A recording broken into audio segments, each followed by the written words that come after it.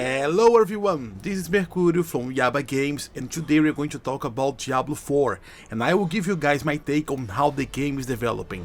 Lilith.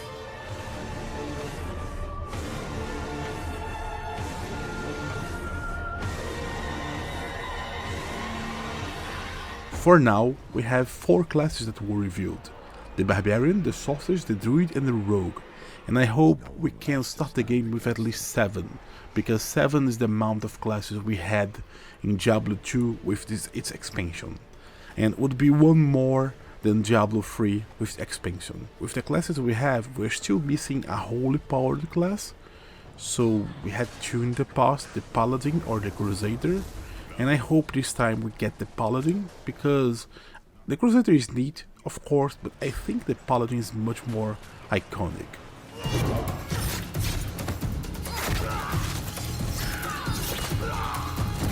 I like the Rogue coming back from Diablo 1, and I love the ears, a throwback to old Diablo PvP, which by the way was an utter failure in Diablo 3, but it seems that will be fucking amazing in Diablo 4. The Rogue looks very agile, and her gameplays remembered me a mix of the Demon Hunter plus the Assassin.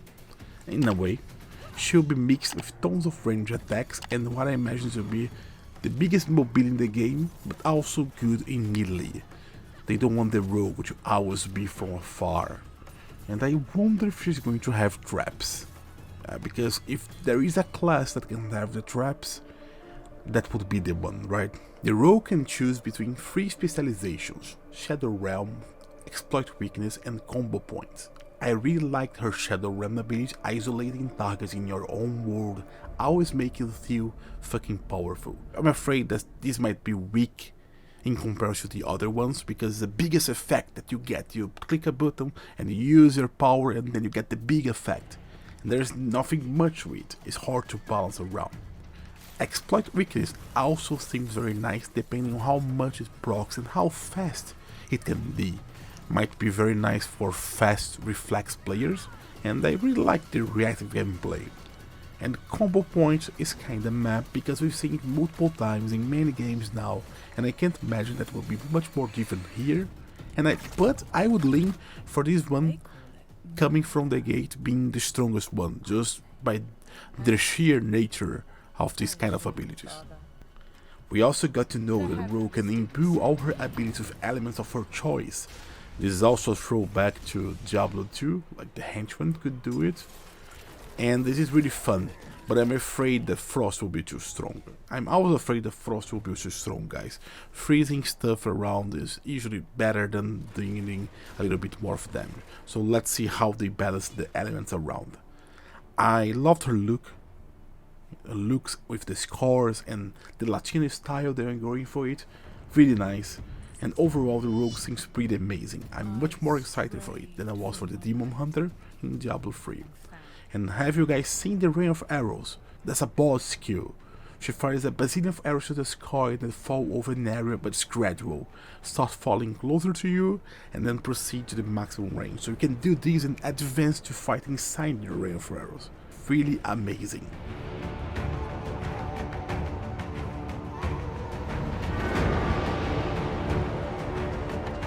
The Barbarian. It is what we expect gameplay wise, and will be very similar to what we had in Diablo 3.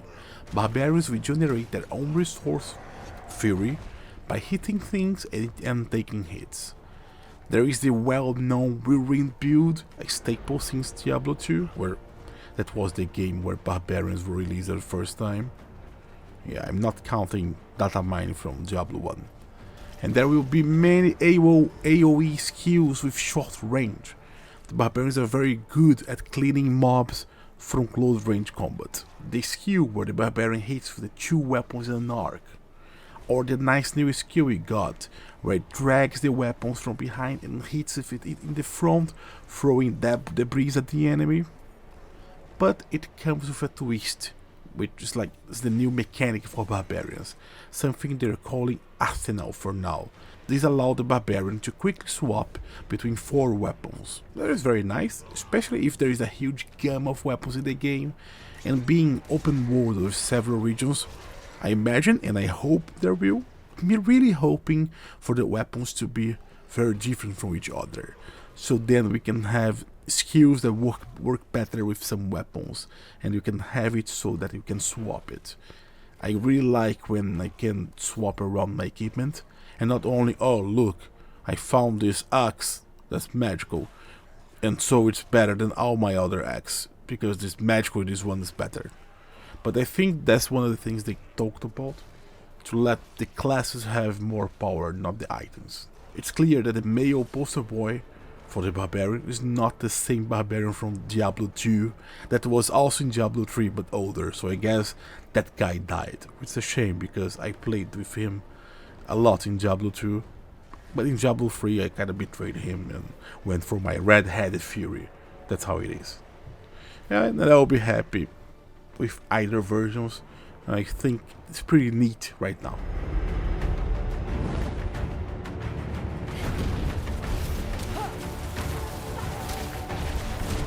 The Sorceress, also a staple since Diablo 2. It will have their fire, lightning and frost spells back, but now it seems there will be an emphasis with a chilling mechanic, so again, frost always strong. And now frost damage can freeze enemies and even bosses. They have like kind of like stagger bar, and if you can break it, they will be like staggered or stunned for a while. And she has the spells you'd expect from her. Great range, great AoE from afar, teleportation, pretty much standard here. Her appearance is almost the same as Diablo 3, an Asian woman, but now they went for a one that seems a little bit older, which is nice. To me, she also has the prettiest skills in the game. That since Diablo 3. Diablo 3, the sorcerer, her spells were amazing. Aesthetically speaking, I think we're going to keep this trend here.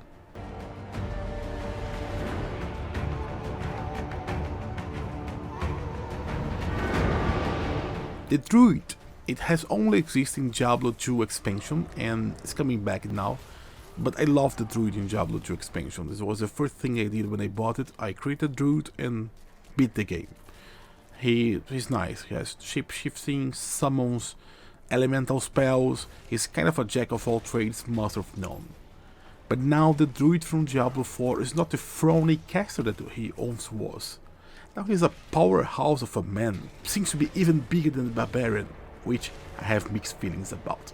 His spells look nice. He seems to really be big in knocking stuff back. The bear form is amazing, and the wolf form is okay. I still think it needs tinkering around with its appearance. But you know what? I didn't like how he plays. I think he's shapeshifting between his three forms too fast, and that takes from the emphasis of being a shapeshifter. If he's going to be in werewolf form for a split second just to use a skill, well, it could be anything. It didn't need to be a shapeshifting. It could be an aura, a light, like an explosion. Do you understand what I mean? How different it is from the Druid shifting so fast to a werewolf to like claw something, and to the Barbarian to just like do a knock with his axes. So it seems to be less special, less unique here than it was in Diablo 2. But we still have to see, right? What I wish is that they do something to force the Druid to stay more time in his forms, or at least make that he can't shift from bear to wolf and vice versa, needing to go to human form first, and, if possible, make that he stays there for a few seconds before shifting again. They are being heard. There is justice within them. But now let's talk about PvP that seems to be coming strong in this game. We have areas that you can walk in and fight. They are called Field of Hatred, and you can go there to collect Shards of Hatred through different ways, like killing monsters, opening chests, completing events, and by killing players and stealing the shards. Very neat. And then you have to bring the shards to Purify, which is a way to make sure you can't lose the shards anymore, and you bring it to nearby camps to Purify. But then all players around will know that someone's trying to purify, and they will probably come and try to kill you and get your shard. If a player is killing a lot, he becomes a vessel of hatred, so then everyone on the map can see him there, and they get a bonus for killing this player. But if the player survives the timer, without like going to the city, logging off, and stuff like that, he actually gets a big bonus in the end. That is great. And yes, the ears are back as trophies. Fuck yeah. I really hope that Blizzard does not make it a curse, just let it be what it is, a trophy with the name of its victims on it. A really throwback to Diablo 1. You think me mad, old friend, but I know these dreams.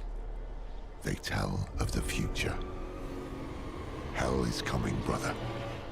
Hell is coming. Diablo 4 will follow the main events of Diablo 3, the Reaper of Souls, in the sense that 9 out of 10 humans were killed, and this will make Sanctuary a lot bleaker, and monsters that once were hidden will seize this moment and take over the world.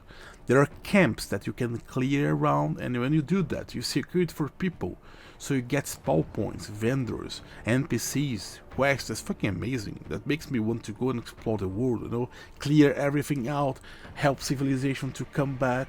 It's really nice. I hope we can find lots of camps in an area and not just 1 or 2 per region. And talk about regions, have you seen what they made? They made that each region is very different from each other, with their own kind of weapons, armors, culture, so that enrich the world. This is very, very nice. And that's it for now, guys. I really liked what was released about Diablo 4 until now. They are making an open world game, which is new and exciting for this series, but at the same time, they are taking good things from the past. I mean, there's a lot of Diablo 2 in this game, much more than it was in Diablo 3, and that is amazing. We're going to make a new video talking about what other class we might get and what we're expecting, but in the meanwhile, if you also like to annihilate monsters and demons and don't want the force of evil to win, please like the video and subscribe to the channel. I'll see you guys next time.